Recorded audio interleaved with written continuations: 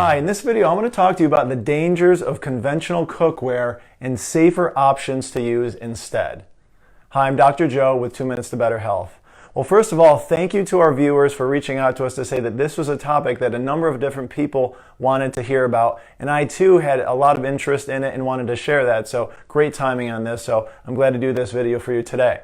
Well, first of all, why do we have so many different options of cookware? Well, in many cases, it's because we've cooked and our food ends up looking like this on the pan, and it takes us minutes to want to scrub that. Even with the hardest of intentions and soaking it for a long time, that's not so easy. So what we think about is, this would be so much easier. I cook my egg, only takes a few moments, slides right off, wipe that pan off, and we're done. Unfortunately, that pays a price. We save a little bit on time, but we lose a lot on our health as a result of these types of pans. So why be concerned? Well, first of all, there's something known as poly and perfluoral alcohol substances. Hard to say and a complicated thing. So they have abbreviations: PFAS, PFOA, PFC, PFOS, PTFE. So something starts with a PF or a PT, be a little cautious about it. So let's learn a little bit more about what these things are and the dangers that they have. Well, according to the Environmental Working Group, which is a great advocacy group for health and concern for its customers, nonstick pans only took 2 to 5 minutes of heating to reach temperatures where dangerous toxins were produced. So they weren't just on the food, but the toxic air that was being produced by these things cooking. You ever turn on a stove and that pan just kind of has that nasty smell to it? That's what that is. And actually the title of this was basically Canaries in the Kitchen, based off of the use of canaries in coal mines as an early indicator when the toxic levels of gases in the mines were at risk for the people in the mines. So the same things are being seen in people. These things are toxic, very dangerous to us.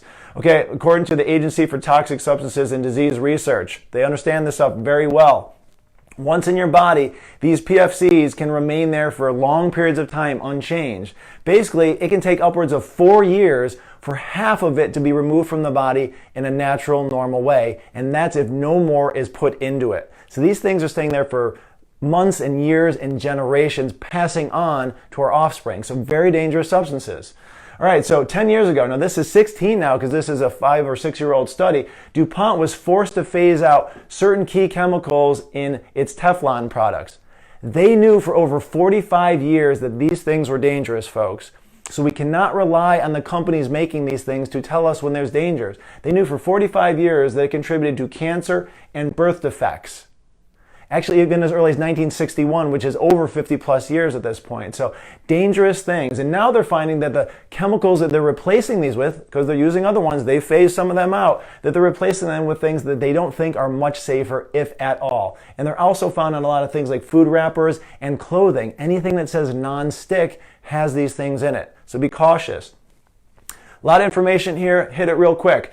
200 scientists back in 2015 from over 40 countries signed off on a consensus to say that the new generation of PFCs, the things replacing the ones that DuPont was forced to get rid of, are not much healthier. So basically you should avoid them. Anything that says stain resistant, waterproof, or non-stick, which in many cases is what people are looking for and shopping for. But these are the laundry list of health concerns that come from them, from liver toxicity to neurological behavior issues, birth defects, tumors, liver malfunction, high cholesterol, decreased effectiveness of vaccines. A lot of people are looking for a vaccine for their health now. They may have less effectiveness because of these things in the body.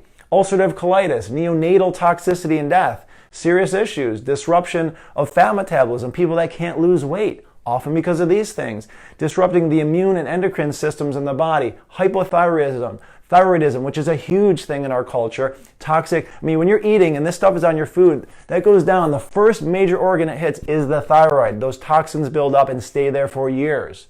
Testicular and kidney cancers, as well as others, obesity, delayed puberty. The list goes on. This is from one peer-reviewed article of over 200 scientists. There's many more out there, folks. Do your research. Let's move on to what we can do to avoid these things. We'll never use these things. Anything that has those PFs and PTs, don't use them. And if you have any older ones you're not sure of, throw them out. It's worth the reinvestment in new stuff to get rid of those. Avoid non-stick. Anything non-stick in things we're cooking with, get rid of, okay? Avoid them as much as possible at least. Avoid aluminum, enamel-coated, cast iron, silicone. All right.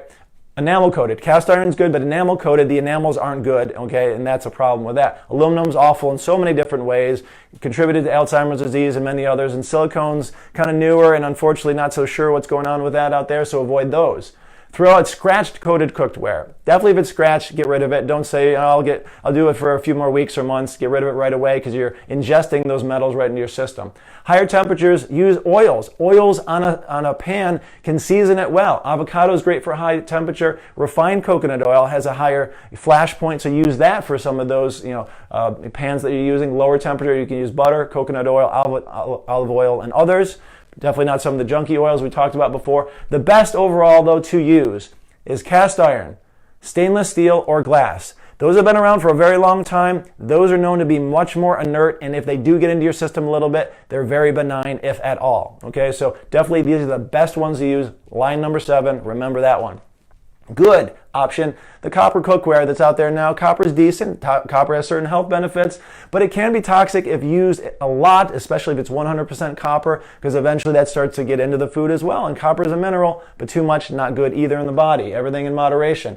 Caution on the green cookware. That's the new stuff out there. Why is that? Because new is not always good. There's not much research behind it. So what was new back in 1961 by DuPont, Teflon, looked great until they learned that cancer came from it. Weeks, months, years later. So unfortunately, the new stuff, be cautious with it if you're going to use it. Lower temperature is always better. Okay, if it says no oil on it, be a little cautious as well because the oil helps to give that slipperiness to it. And if it's non-stick, it's never a great thing because these chemicals are bad. Other chemicals can be bad as well. We'll find out about that in the future. This was a long video, and I do understand that. But I appreciate you asking us to put this together. I'm very excited about sharing this with you. I hope you will share this with friends and family because anybody you know that cooks, which is probably everybody, needs to know this information so they can at least get to this last screen to better understand what to use and absolutely what not to use. So thanks again for watching. Look forward to doing more videos for you in the future. Please leave your comments below.